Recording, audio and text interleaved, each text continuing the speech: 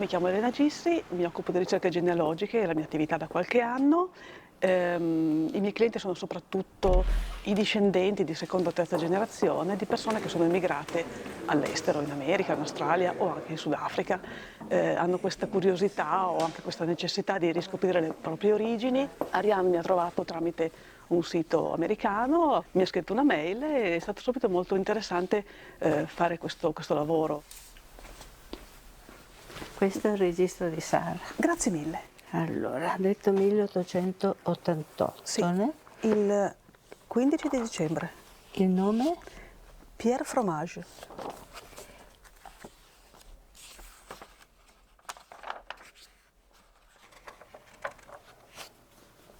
Pierre Théophile. Pierre Théophile, proprio lui.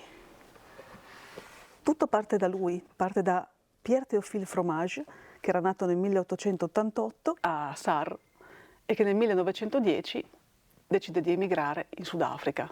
Una meta veramente originale per persone della Val d'Aosta che tipicamente non emigravano in Africa e men che meno nell'Africa anglofona. Finché si tratta dell'Africa, diciamo, francofona, l'Algeria, il Marocco o comunque anche l'Egitto, dove la colonia italiana era numerosa, si può capire. Il Sudafrica è veramente una scelta molto particolare. Lascia in Val d'Aosta i genitori anziani, un fratello e una sorella. Il fratello morirà poi nella Prima Guerra Mondiale, la sorella invece vivrà, si sposerà con un Besenval, avrà dei figli, i cui discendenti abitano ancora in Val d'Aosta. Questa è Arianna, no? Sì. Qui quando ci siamo incontrate nel 2009. La visita di Arianna è stata una sorpresa perché non sapevamo del suo arrivo.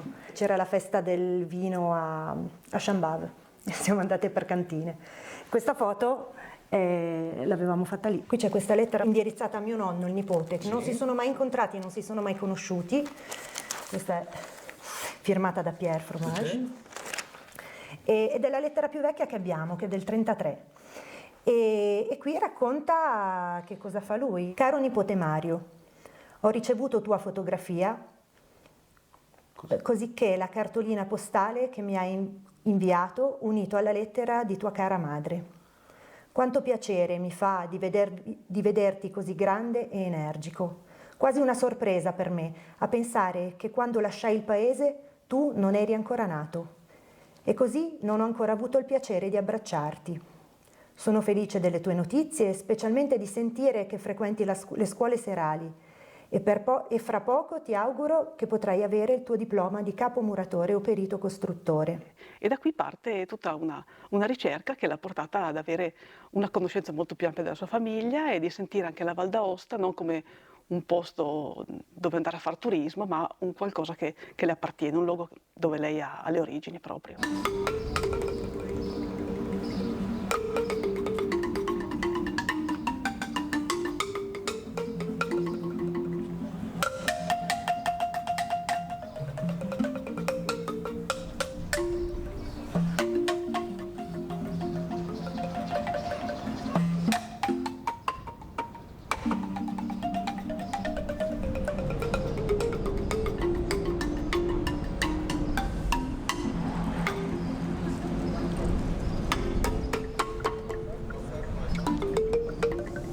Welcome. My name's Ariane Kestior. I'm South African. Originally I'm from Cape Town. My family comes from Aosta. And yeah, I think I've always just been interested in my family history. I remember actually this photo. My grandparents had a copy of this photo like sitting on the wall. And I always thought, you know, this is my great-grandfather, Pierre Fromage. He would have been 22 when he came to South Africa in 1910. So I presume this was taken maybe before he left. This photo certainly was taken, obviously, before he left. I mean, that even says Aosta there. So that's my great-grandfather. That's his older brother. That's his sister, Josephine, who married Besenval, and that's his parents. Virginie Menet and also Pierre Fromage. So we would be third cousins, because they're first cousins our parents would be second cousins, so yeah, we would be third cousins. Yeah, this would have been in 2009, in September. So my husband Patrick and I visited Aosta.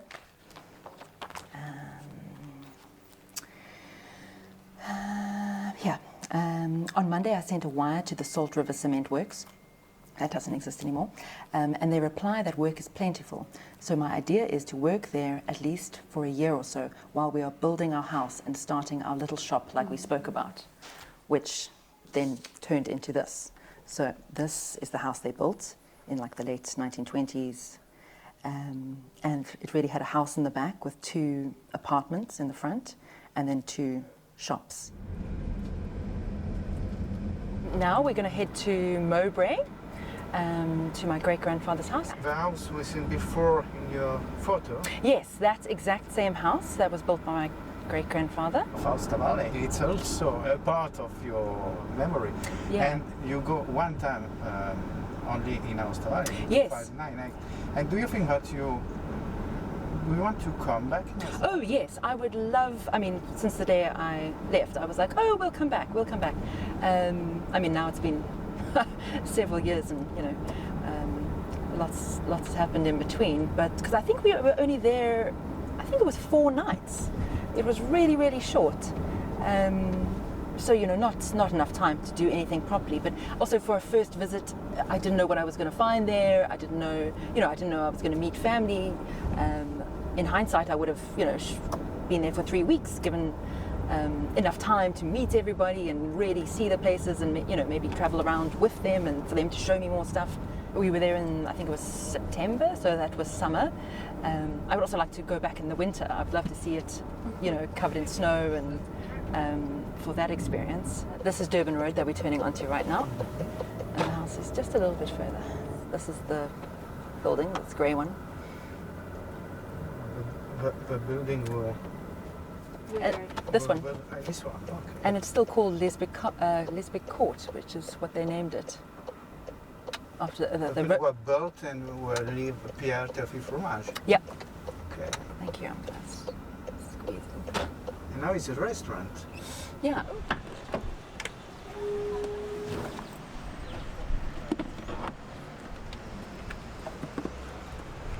The box of memory.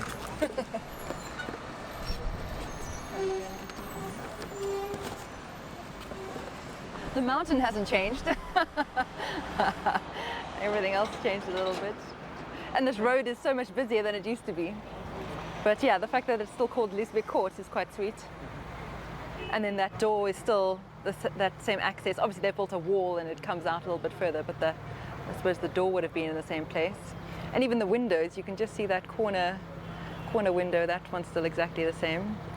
How do you feel in front of your great-grandfather house? Yeah, it's kind of funny. I mean, this is obviously the most like physical connection that we have, like to exactly where he lived, like.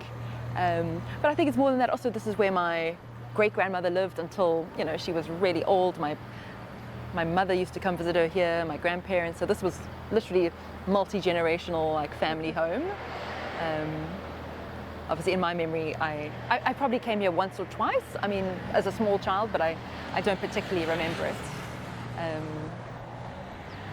Yeah. It's your treasure. Yeah, the box treasure. treasure. Yeah, treasure box.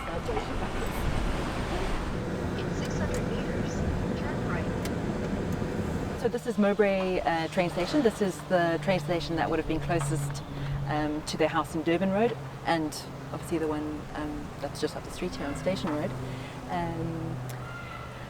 He would have travelled every day to work from the station in Mowbray to the one in Maitland to go to the Maitland Cement Works. And then in 1940, this is the one where he died, where he committed suicide by jumping, falling, we don't really know, in front of a train. And yeah, and that was the end.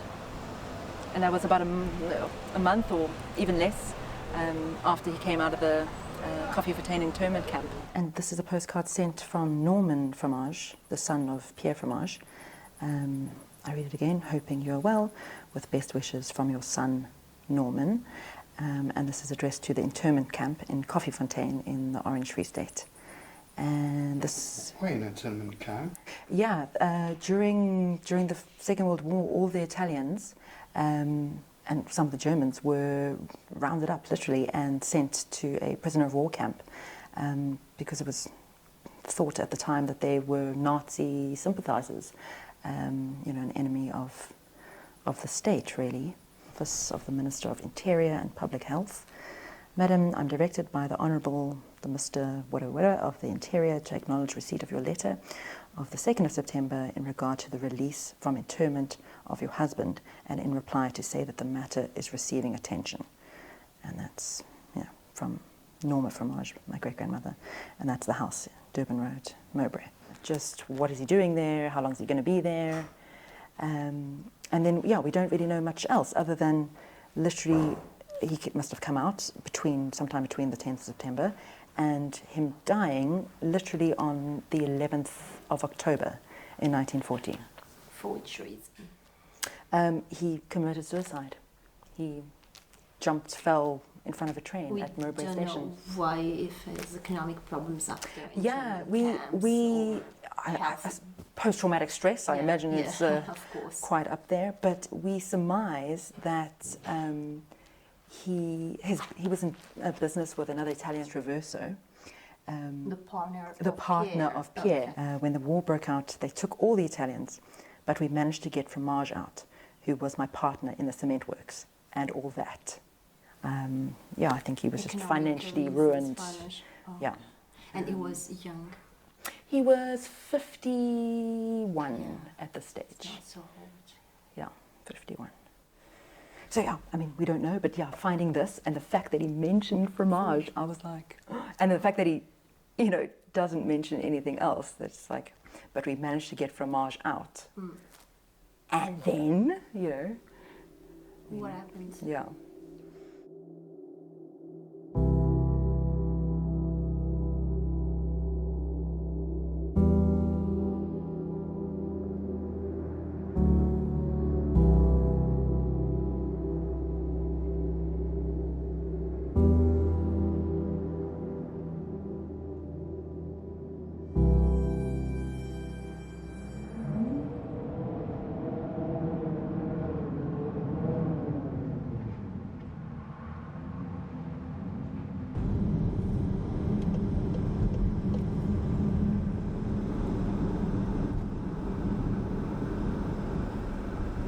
That's the start of Maitland Cemetery, but it's this whole piece of land that moves all the way along this road is the Maitland Cemetery. Head west. In 200 meters, at the roundabout, take the second exit.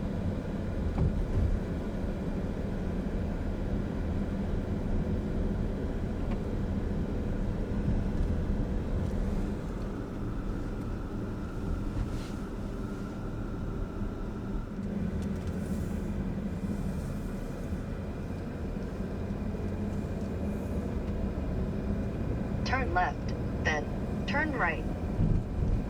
Head northwest. In 200 meters, turn right. And see. We can just park right here.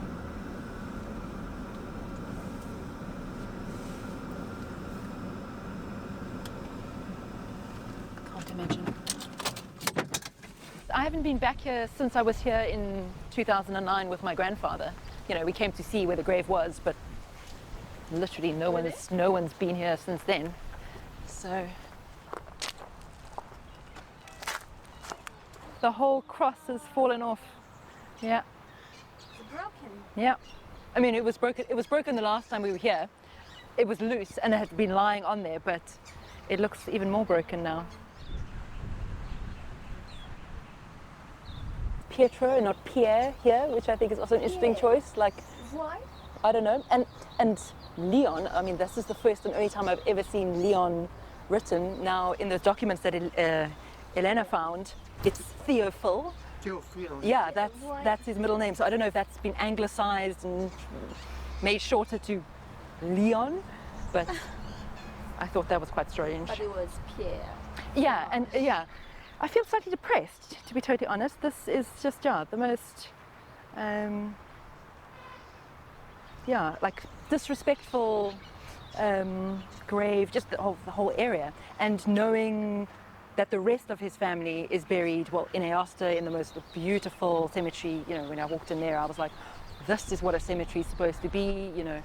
And often I found on the Italian graves, they often have photos, which I found, there. I was like, this is the most amazing thing. You have a visual of the person that is here, a memory, a real connection. I mean, this is, you know.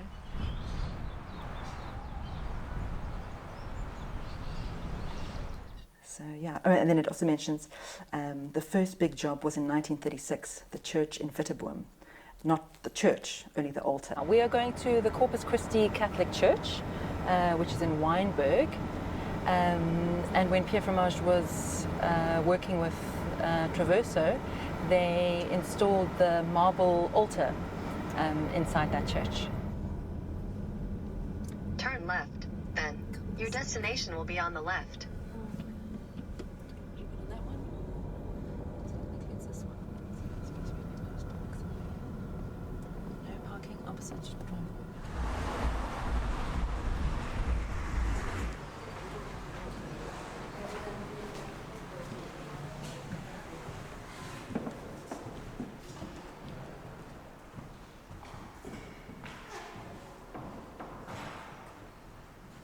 My great-grandfather was here and built it. Grandfather was building. Yeah, he's Italian, worked in all the marble construction of the altar. I think in the 1930s. Do you know when this church was consecrated? I think it was sometime then. For the Henneman was here. Okay, so they built this. The marble's probably imported from Italy. His name was Pierre Fromage. Fromage.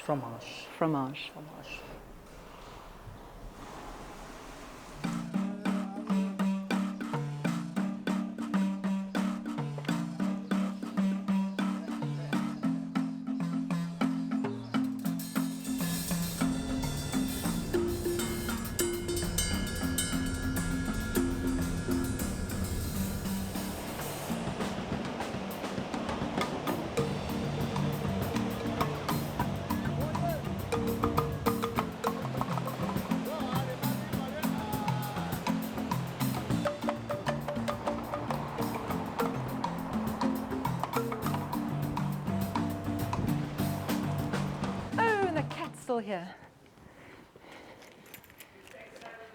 That's fine. Hello, kitty. Hello.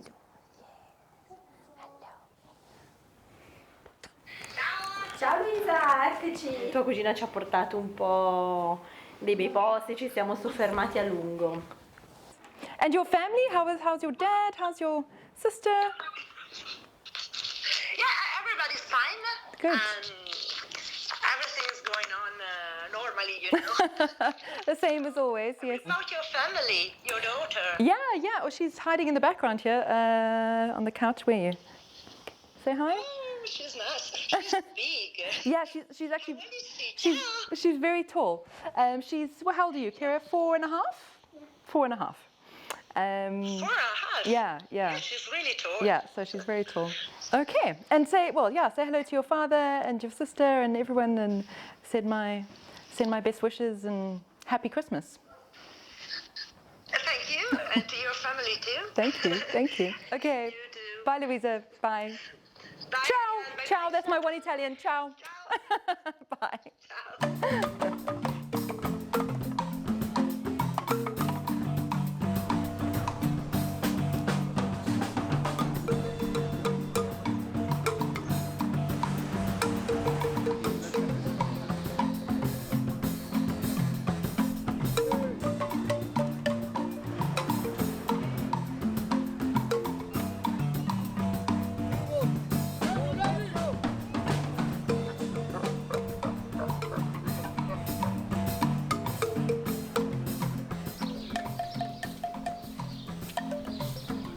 Je suis Irma Comé.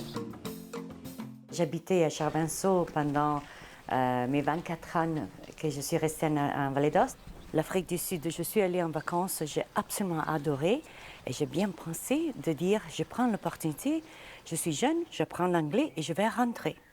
Ben, le problème, c'est que je ne suis pas rentrée pour habiter, c'est 30 ans que je suis en Afrique du Sud, mais je viens quand même tous les ans ou tous les 2 ans. Questa è la ripaia, questa è casa mia, nel Mayenne, dove praticamente io ho passato la mia gioventù. Siamo qui, tranquilli, con una vista incredibile. Sure, sit. Do you guys want some of your drink? I'm thirsty. Can I ask what you're feeling when you come in? It's not the first time that you come here in Ulster Valley. What you're feeling about this place? It's just so much memories when you come in. You know, growing up here when you were a kid, smiling, and just having fun on the outdoors. Family, because we're the only 3 in South Africa. Myself, my mom, my sister. We're the only 3 that are there. So when we come here, we actually get an opportunity to see when Nonna and Nonna were alive, Zia and Zio, our cousins, and it's just when everybody's together, it's nice because we don't really have that in South Africa. Because I was Afrikaans, so completely different culture, completely opposite. So I'm married into a completely different culture as well. So I learned a lot about like just a different way families would do things. Like both sides, families are close. So like even at home, if we have a bra or something, it's 2 different cultures together and everything. But also coming here is beautiful, and I probably would have never come here if it wasn't for them. So yeah, I think it's beautiful. You're born and grown in South Africa. Yeah, completely South African. But yeah, no, I just wanted to say, like, completely, you know. So he's Afrikaner. So yeah, pretty much like it's like a type of Dutch. Afrikaans is the youngest language in the world. It's the youngest. It's only a couple of we hundred. got 9 to 10. It's only a couple 100 years old. It's very, very young. Very young. À l'école, eux ont appris l'anglais et ont appris l'afrikaans, parce que les 2 langues qu'ils ont appris. Et moi, je lui parlais en italien. Ils ont appris un peu de français. Vendredi, samedi, dimanche. Wow. Cat saying sick. Something like that. Yeah, see, we've done a little bit of French also just for them to maybe get used to hearing. The sound, exactly. Xhosa is a black language, so we got 11. We learn it in school. We have to learn it in school. School a black language. Yeah. So there is Xhosa, Zulu, Sotho, Tswane. Io mi siedo qua di solito e mi guardo questo.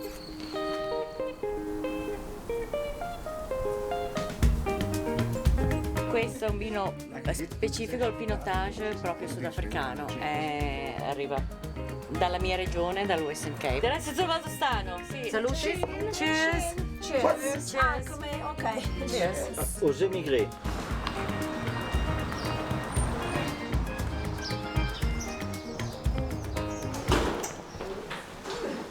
On va dans mon bureau. C'est notre compagnie, c'est tout partie de la logistique. On a fait aussi les portes comme un conteneur, c'est ça qu'on fait. Il y a le bureau commercial. Alors tous les commerciaux, ils l'ont ici, ils ont leur chambre où ils doivent aller faire des appels. Morning, how are you? All good? Good, morning. On a les 2 divisions, importation et exportation, on fait les 2. Et on fait la coopération avec nos collègues dans le monde. Alors on a plusieurs bureaux et on fait sûr que leur client ou notre client va être en contact avec toutes les informations nécessaires sur le parti, quand il va partir le conteneur, quand il va arriver. Bien sûr, il y a plusieurs pays francophones en Afrique aussi, alors le français c'est toujours bienvenu. Ça c'est ma vie de tous les jours, de lundi au vendredi, de temps en temps jusqu'à 7h du soir.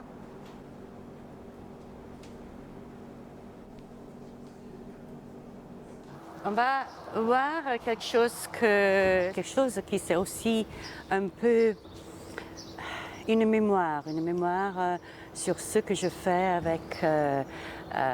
j'ai fait avec mes parents, avec mon papa. Et il me donne l'opportunité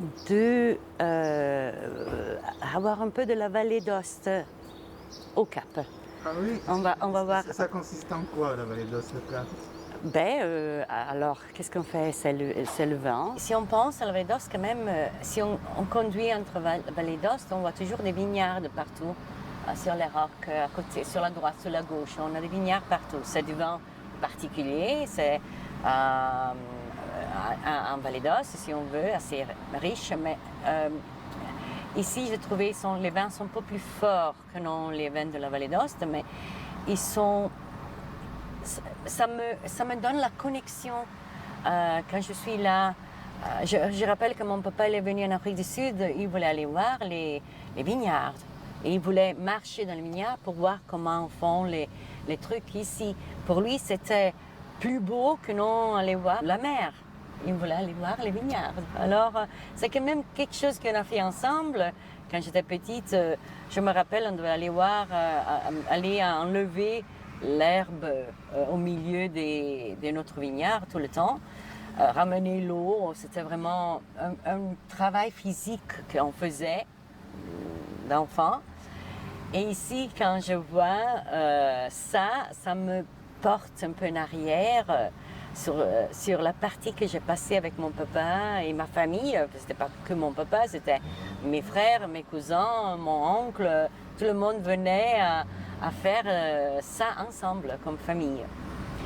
Et nous, moi ici, avec mes enfants, on adore au moins une fois par mois essayer de nous retrouver, apprendre du vin si on veut, mais c'est pas pour boire le vin, c'est pour rester ensemble et regarder les vignobles et regarder comment on fait la production sur ces choses. Être ensemble, c'est partie de famille, c'est partie de trouver quelque chose que nos collègues, à ceux qui savent la vallée d'Aoste, qui savent mon passé, avec le futur de mes enfants.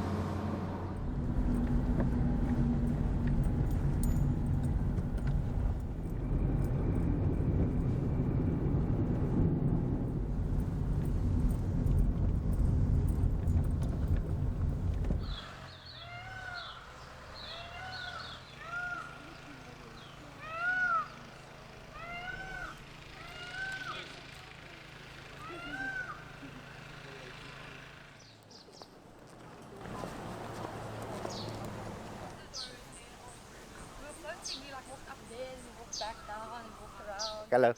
Hello, how are you? Good, you? Hello, Rudy. Do you know Aosta? Have you been to Valle d'Aosta? Aosta Valley? No. It's in the north, on the Mont Blanc, between France and Switzerland. It's right there on that corner. Sauvignon Blanc Riesling, but Riesling gets a bit more petrol character in the second year and people didn't like it, so we just stopped the Riesling side. Then it was just Sauvignon Chenin Blanc and maybe a bit of Semillon, and then what we did is we just increased, and Sauvignon is the most popular varietal in South Africa, so we just increased Sauvignon. So Sauvignon used to be 40%, now it's 90%. You just smell it. The first one, This one smells more like green this one pepper. smells, yeah. It smells more potent. I prefer the first one. Despite the connection with the wine and everything else, what you just showed me is exactly what I'm doing with my kids, what the parents did with me. So it's kind of like transmitting generation of emotion, of feelings. I always say, this is your favorite wine because it's complicated, because your mother, you feel it's complicated, but the memory that you got and the treasure, how you treasure her, you bring it into your wine, that is very special. Why it is difficult, and if the wine is difficult, why are you having a difficult wine? And then you just say, look, it's the same with my mother. When you meet her, she's not the easiest, but it takes a bit of time, you get to know her, and then she's actually very nice. And the same with the wine.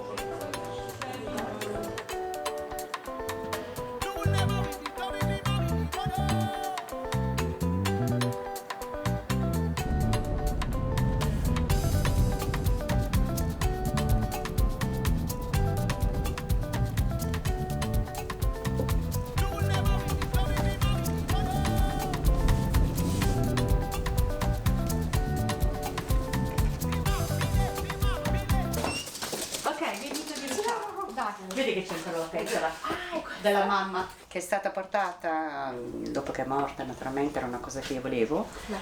E mio fratello l'ha messa in valigia e quando è venuto me l'ha portata in valigia.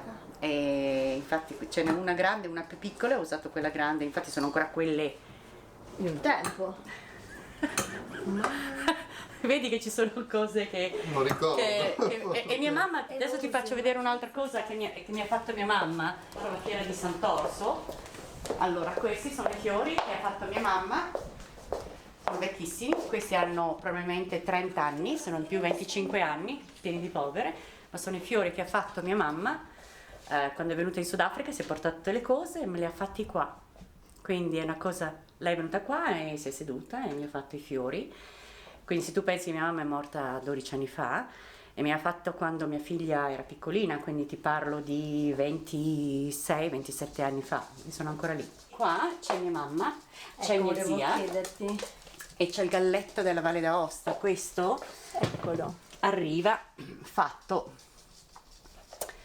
da mio fratello. Questo è proprio il simbolo, se vuoi, un po' della fiera di Sant'Orso, come vedi, è ancora lì, è lui. È mia zia, la sorella la moglie di mio zio. Io e lei avevamo una relazione molto particolare, zia Norina. Insomma, ci sono un po' di persone, un po' di ricordi. Le ho preparate per stasera, se vogliamo fare un caffè alla Valdostana. Qui c'è lo spezzatino, che è diventato un fricandò. Hai della polenta, ce l'hai? Ce l'hai della polenta? Questa. Siamo uniti, nel senso che ci si vede, ci si sente e quando ci si vede si festeggia con, qua voi fate il barbecue, noi facciamo il braai in Sudafrica, però se riusciamo buon boudin, un pezzo di fontina, la polenta, anche se facciamo spesso la polenta sudafricana, che è una polenta bianca, non è la polenta gialla nostra classica, se riusciamo a prendere la polenta valdostana la prendiamo. Ci si ritrova, ci si festeggia insieme tra amici. Questa qua davanti si stanno pitturando. Allora io adesso parcheggio qui. Così. Ho messo queste pentole. Ah, uguale. Vedi, c'è proprio questa pentola. Sì. Però vedi adesso c'è la polenta della Valle d'Aosta. Quella che abbiamo comprato a Charenceau. La mia intenzione è, quando mi potrò permettere la pensione, potrò veramente fermarmi, credo che farò 6 mesi, cioè l'estate lì e l'estate qui. Che fanno tutti così. Quindi praticamente tutti che vogliono godersi i due mondi. Poco alla volta, sì, se vi piacciono i pomodori li mettiamo tutti.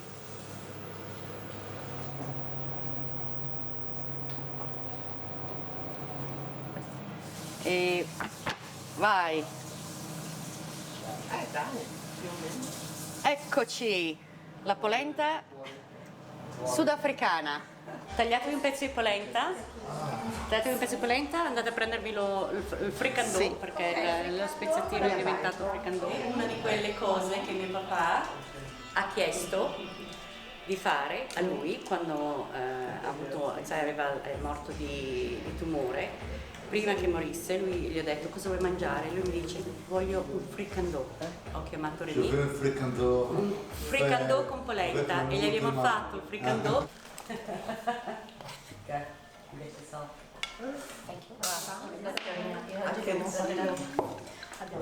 We're just meant to be funny because I'm Anche con la fatti Valle d'Aosta la polenta brustolita con il lardo. Noi facciamo la polenta con la fontina, cioè quando l'avanzi il resto della polenta la tagliamo a fette, È poi buona. la mettiamo sulla polenta, fontina, la mettiamo in forno, quindi hai quella che noi chiamiamo la polenta concia. Salute a tutti, salute. Cin cin, Buon appetito. As crazy as the past because we were running the whole month basically. Adesso mettiamo questo. Il caffè resta amaro poi dentro? Il caffè resta amaro. Ma si usa ancora fare questa cosa Sì. da voi? Sì. Sì, una cosa giornaliera. Anche al bar lo puoi ordinare. Se sei con amici puoi ordinare una grolla dell'amicizia quando si va in montagna. Interessante, non mai visto. Non si può posare, bisogna finirlo. Cioè se tu chiacchieri e lo posi, non è un amico.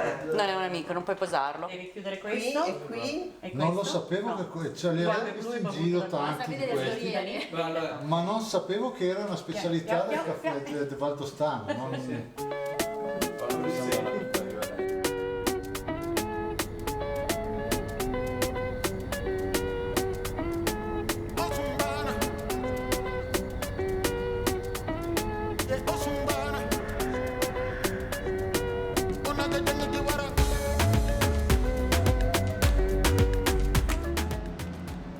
Mon fils fait le lycée classique à Aoste. Il avait commencé des études de droit et puis ça ne lui plaisait pas. Et il m'a dit, je voudrais aller à Londres. Et il est parti à Londres et 3 jours plus tard, il avait été déjà embauché dans un restaurant un jour. Il s'est rendu dans un pub et là, il a rencontré sa nouvelle épouse qui venait de l'Afrique du Sud. Et puis, ils ont décidé en 2004 de se transférer directement en Afrique du Sud. Je suis en train d'attendre avec impatience que mon fils vienne nous retrouver. Il est parti hier à midi de la ville du Cap et il a atterri a Milan. È lunga l'attesa. Altro che... Ma cosa vuoi? Non è vicino il Città del Capo. Mamma mia. Sì, ma non è mai capitato una cosa del genere. Anna, quando a Londra abbiamo avuto ritardi, ti ricordi? È più vicino.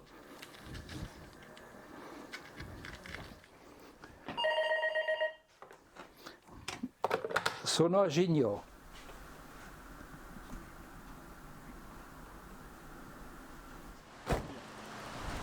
Ciao! Ciao! A forza! Ciao! Ciao. Com'è? Sì.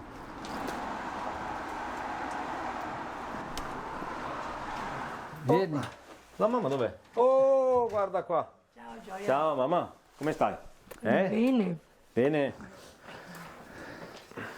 Insomma, andiamo avanti. Blan blan, Blan blan. Visto che sei stato così gentile da venirmi a prendere, almeno una... Sì. No, grazie a te, figurati. Ma io ho detto a mamma di venire giù a mangiare, non possiamo fermarci a mangiare, Matti. Ciao Mathilde! Ciao. Grazie della compagnia!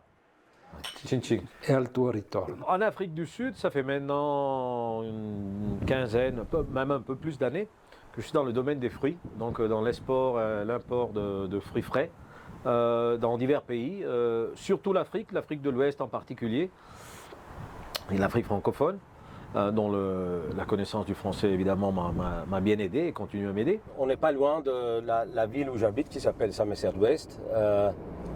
À beaucoup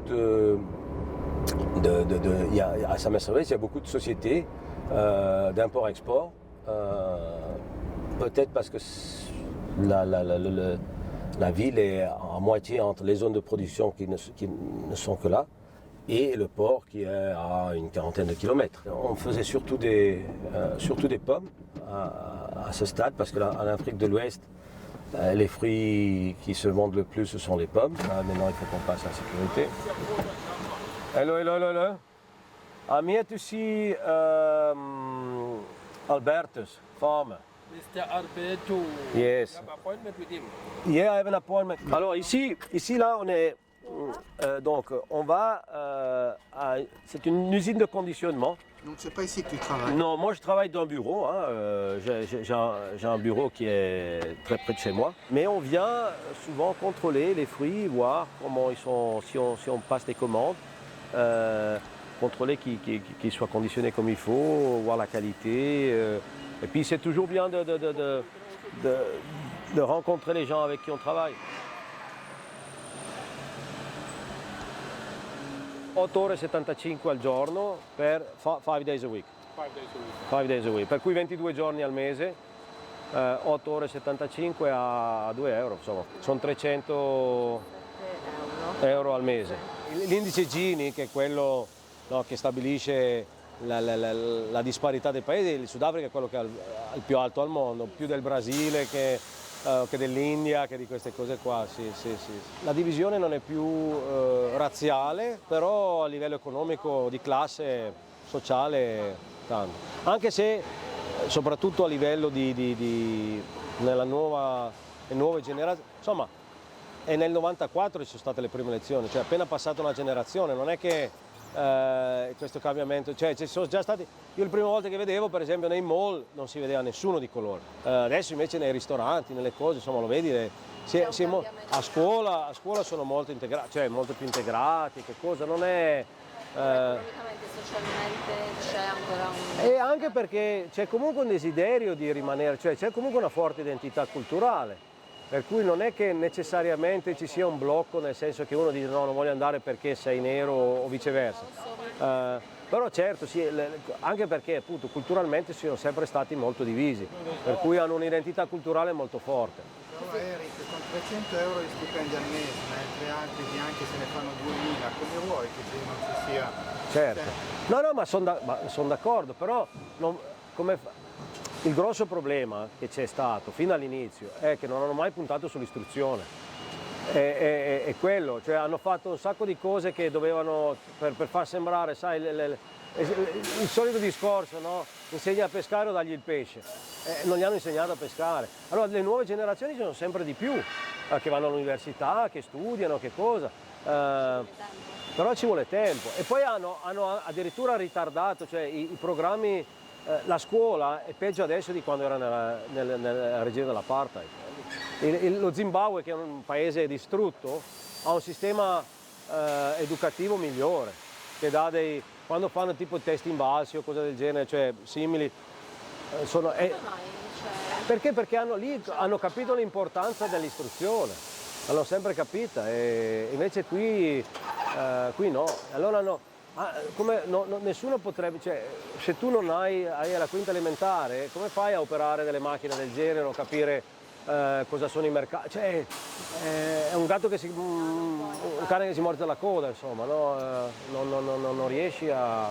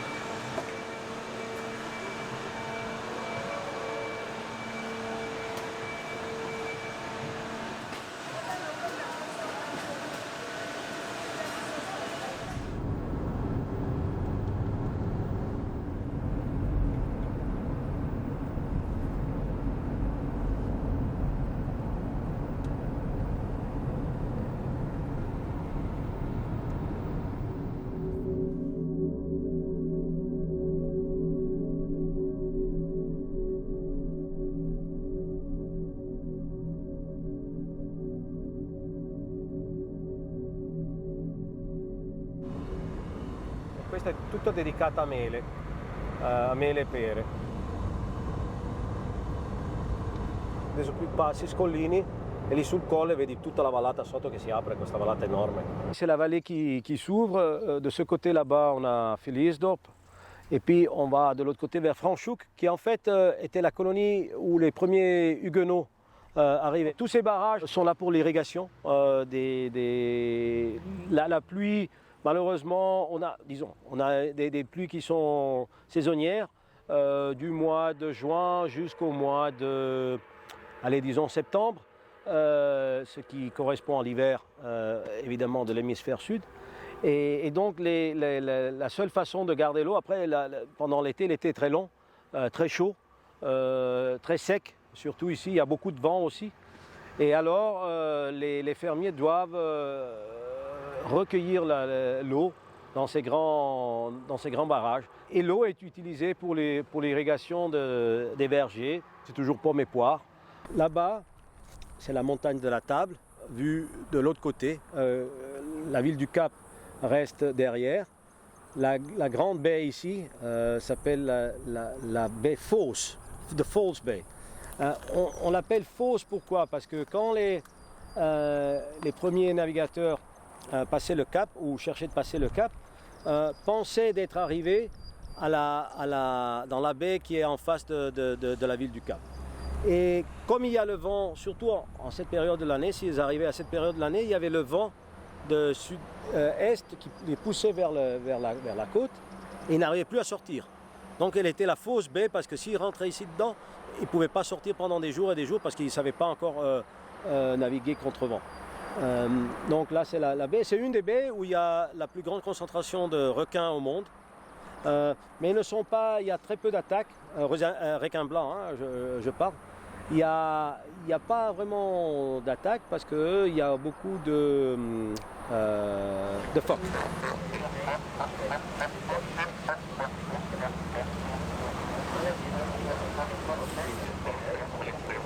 Les requins se nourrissent plutôt de poissons et de phoques que pas d'êtres humains. Le Cap était comme une station de service. Les navires s'arrêtaient sur la voie des Indes ou de retour de la voie des Indes pour se remplir, pour changer l'eau, pour trouver la nourriture et tout ça. Qu'est-ce qui te manque de la Valence? La bouffe, évidemment. Les amis. Je ne sais pas. Pas les parents. Ben non, les parents aussi, la famille, évidemment. C'est les potagers qui sont les jardins potagers où les gens vont cueillir leurs produits, tout ça. C'est des choses, l'odeur de l'herbe coupée. Ce grand arbre là qui a plus de 100, je ne sais pas exactement, mais bien plus que 100, de toute façon qui est là depuis que il était bien plus petit quand je l'ai vu la première fois. Le clocher, les cloches qui sonnent, ces choses-là. Le champ de foot, le terrain de foot là-bas, où on passait l'été à jouer. Il n'y a pas un lieu particulier, mais c'est ces lieux qui sont pour lesquels j'ai un sentiment très fort. Je cherche de maintenir le lien avec ces traditions dont je parlais, ces travaux qui maintenant sont plaisir, comme par exemple faire les sauceuses, le baudeur. Je fais même du fromage quand je le peux, du fromage frais bien évidemment. Mais j'aimerais montrer ça à mon fils parce que bon, il a maintenant 12 ans, donc il commence à s'y intéresser et ce sont des choses que j'aimerais qu'il cultive aussi, qu'il arrive à connaître, à apprendre pour son futur, parce qu'en faisant en sorte que le lien aussi avec le pays ne soit pas qu'un lien, si tu veux, affectif, mais vraiment pratique aussi sur les choses qu'on faisait. On va acheter les boyaux pour faire les saucisses. Pas vraiment les saucisses, les baudeurs, qui sont... ça fait partie de notre tradition. Pas celle avec le sang, hein. On ne fait que celle avec les betteraves. On n'arrive pas à trouver le sang. Quoi. Crown National. Sheep, hog, sheep. Most of it is sheep casings, dus niet die is wat ouders. What's the...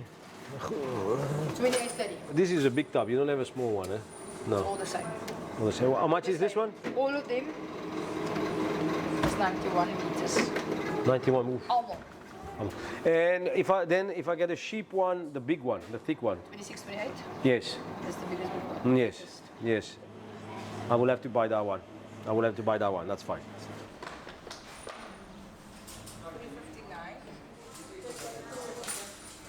Okay, ladies. Lovely afternoon. Cheers, eh? Bye-bye. Ciao. Come stai? Bene, grazie. Bene? Sì? Adesso vedi che lo parla italiano. Give me 5.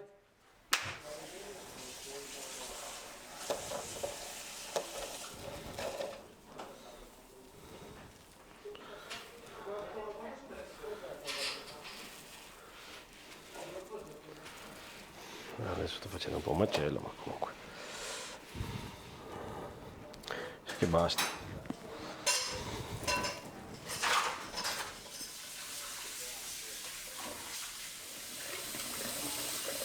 Vabbè, adesso li lasciamo un po' a mollo, vedi che si stanno già.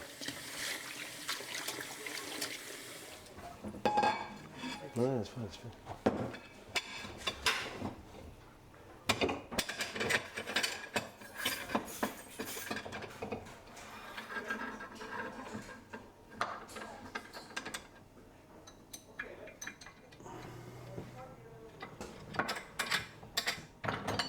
E questo me lo sono fatto un po' io. Oggi le fai tu le salsicce, eh? Oggi è la prima volta che le farai tu da sola. Just like that. What's your feeling about this? Oh, yeah, project? it's- I'm About, very- you I'm know very that happy. it's the origin of your father was LA, and you're born here in South Africa. And so, what do you represent for you? I'm very happy to finally make it, and hopefully this is not the last time I make it. Very glad I can do something that's tradition. Ok. Sei pronto? Adesso le barbabietole. Yeah, I think You know what barbabietole are? In English, how do you call barbabietole? How you call the beetroot? It's beetroot. Beetroot. Allora, adesso mettiamo qua. E poi adesso ci va il lardo. Comincia a mettere dentro. Questo, vabbè, questo spingo io.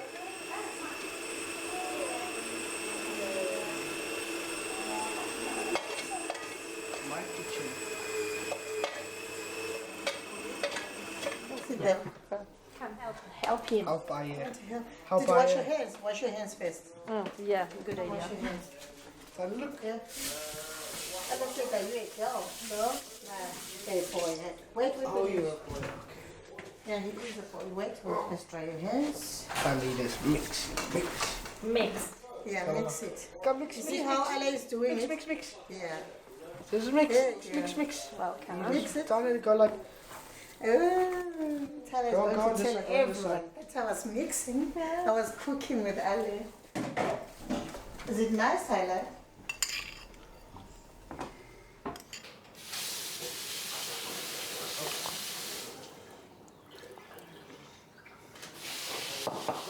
You can now smell the spices. The garlic. Yeah.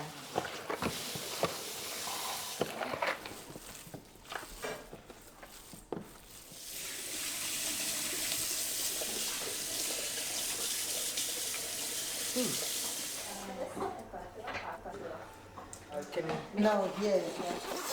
No, because.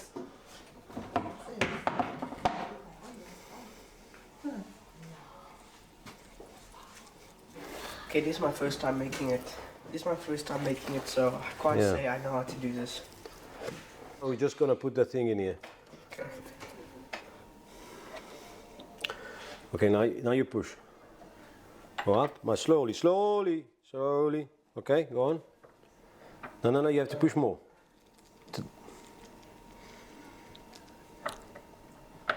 Slowly. Push right to the end. Okay, now you go up. Slowly.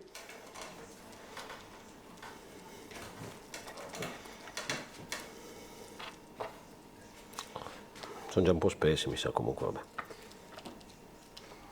Slowly. Please. Ma... Is this too fast? No, that's fine. Wait. Am I just keeping it there? La tradition, en Italie on a des traditions culinaires qui immenses et qui changent de région en région, tout ça. En Afrique du Sud, il n'y a pas ça, mais il y a une chose qui est commune à toute l'Afrique du Sud, bel et bien qu'elle soit, on parle des Africains indigènes noirs, que des Blancs, colons et tout, c'est le braai.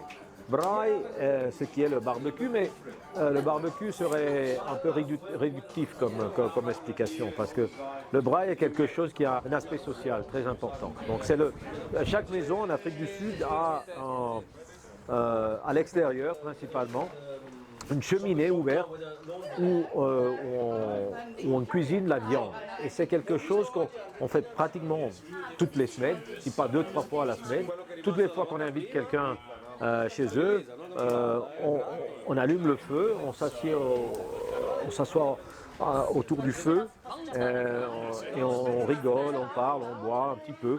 Et puis on cuisine et on mange à l'extérieur comme ça la viande cuisinée sur les braise. La legna, vedi, questo anche la importiamo noi, questa qui la facciamo venire dalla Namibia, no? Si chiama Camel Durang. La Namibia? Non c'è legna in Sudafrica? Sì, c'è la legna in Sudafrica, però la legna, ci sono diversi tipi di legna, no? Ovviamente. Questa invece, se tu guarda il grano di questa qua, vedi come i cerchi sono uno attaccato all'altro, perché ovviamente in Namibia è nel deserto, è semidesertico, per cui cresce piano la pianta, no? Allora è un legno estremamente denso e ha un profumo anche diverso, che il fuoco andrà avanti anche quando abbiamo finito di mangiare. Ciao! Come stai? Hello Rudy!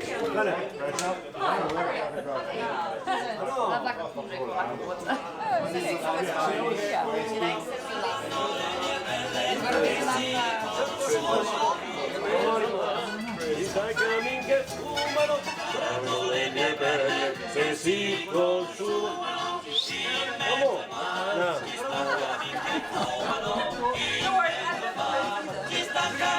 Amore, in mezzo al mare, ci sta il camin che fumano, saranno le mie belle che si consumano, saranno le mie belle che si consumano.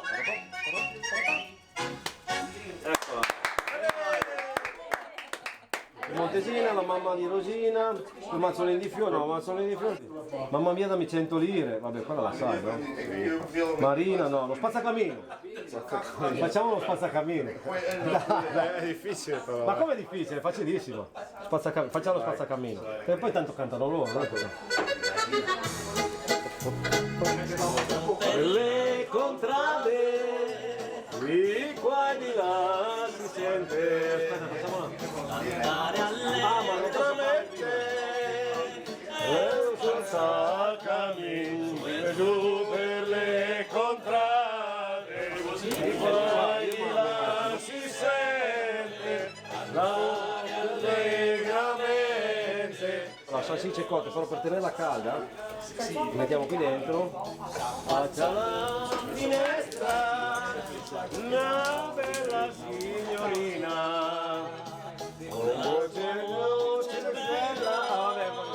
Chiama lo spazzacamino, affacciata finestra, una signorinella, con la sua voce bella, chiama lo spazzacamino.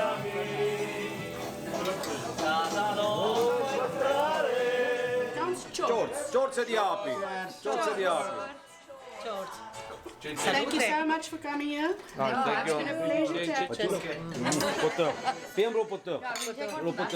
Potão. Voilà. I can't put And actually they don't do it right because they have like